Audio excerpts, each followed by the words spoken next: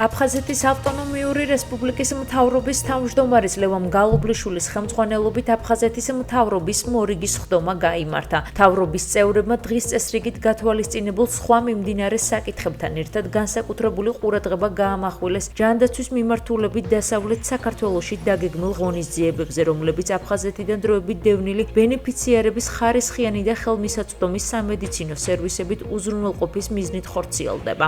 უახლოეს დღეებში მთავრობის თავმჯდომარე ლევან გალობლიშვილი სამეგრელო ზემო სვანეთის რეგიონს ეწვევა, სადაც რამდენიმე ქალაქში ჯანმრთელობისა და სოციალური დაცვის სამინისტროს უფასო სამედიცინო გამოკვლევების აქციების მიმდინარეობას ადგილზე პირადად გაეცნობა. მთავრობის თავმჯდომარე მინისტრებთან ერთად ასევე აფხაზეთიდან დროებით დევნილ მოსახლეობას შეხვდება და აფხაზეთის მთავრობის პრიორიტეტებსა და სამომავლოდ დაგეგმილ პროექტებს გააცნობს.